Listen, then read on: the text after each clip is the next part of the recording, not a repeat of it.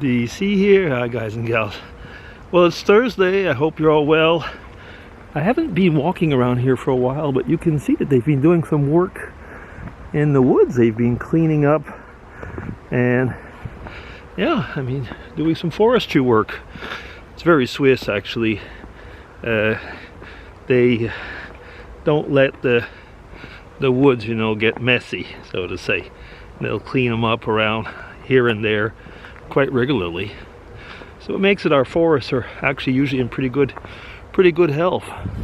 But I have noticed, if you look at that, they've been doing a big job actually. Seems to me they've removed quite a few trees, and it does seem to be a lot thinner than it was. Just look at that. I mean, that's for here. They certainly have thinned things out. Oh well, those trees won't be having as many friends, but they're going to be getting a bit more sun, I guess. Yeah. Well, I guess that's one of the subjects I was thinking about today is friends and so on. A person not too long ago left from work, was retired, and as usual, people were going on about, you know, well, we'll be seeing you and we'll keep in touch. And the lady actually was quite open, and she says, no, you won't.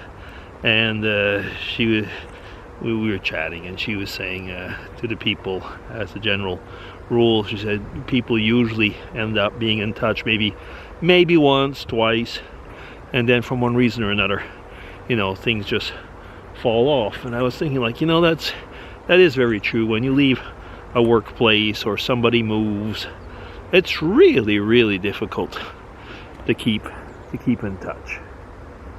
It really is. I've noticed that how many times when I've moved on and so on. Keeping in touch with people is a lot of work, and sometimes, to be frank, it's not always worth it.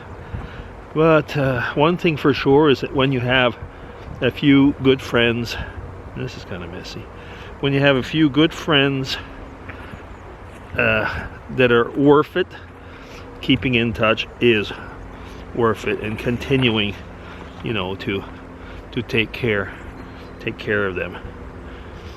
I think over the years, you know, the number of people that we've known, and often how many have not bothered to keep in touch. And then sometimes I would almost write a warning, like we make a Christmas letter. At one point I wrote a kind of a pseudo warning, where I said, well, you know, if I don't hear from you, you know, after you've received a letter and so on, even just saying you've got it or so on, so that I know you're still interested, then I probably will cut off a certain amount of people from the letter. And most people actually never bothered to answer back, so I thought, well, you know, they don't really care. And then, strangely enough, a few years after, and I met one person, and the person almost gave me heck and said, well, you stopped sending me the Christmas letter. And I told him at the time, I said, I don't remember you sending me any message saying I would really like to continue receiving it. And he was like, oh, was that serious? And I thought, like, you know, yeah, it was. You know, if you don't care enough, then, you know, maybe you shouldn't get it. Geez, look here. Just a little off-topic sentence. Is that this is about where the circle was, somewhere over there. So it's going to put a cramp in their style. Maybe for spring. Sorry, I'm kind of like digesting my sandwich. I guess it'll put a cramp in their style for spring. It's coming along, if these things aren't away by then, but we'll see. Yeah, so I was talking about friends, and yeah, it really is something. Now, get on to these are the so-called, I'm not even gonna call them real world friends, because a lot of people are online.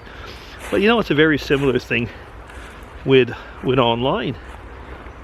friends, all of a sudden they disappear. I mean, I've talked about this before, so I won't get into it.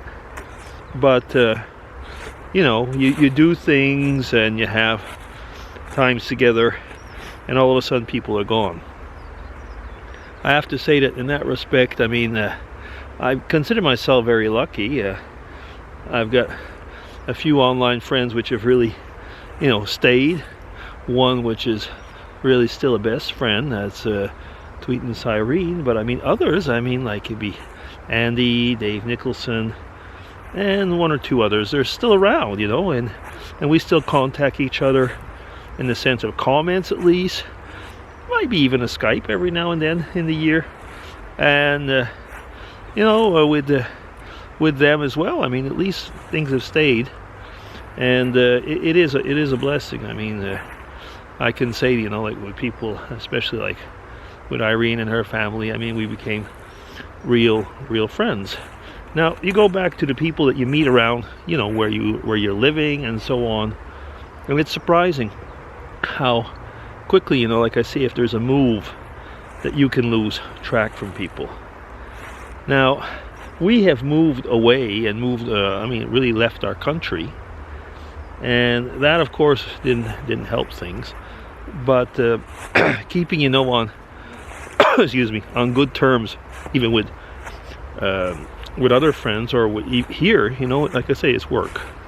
Now if you think about family, I'm just thinking about family as well, you know, not losing touch of family members even is kind of hard. I mean, you might have you know, brothers and sisters which you will contact, but probably a lot less frequently than you would if you were over there.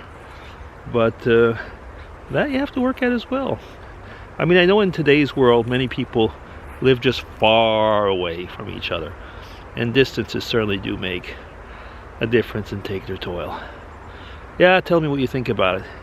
And I think that sometimes we'll say, and I think it is true, is that if you have one or two good friends, it's worth a whole bunch of acquaintances. You know, I've talked about that many times. Is over here you'll talk about friends and acquaintances, and over in North America we'd often say everybody's my friend, which of course is not the case either.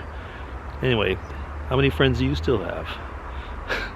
Okay, anyway, coming up to 8 minutes, I'm going to stop there. So it's going to be DC signing off. Take care, everybody. Bye-bye.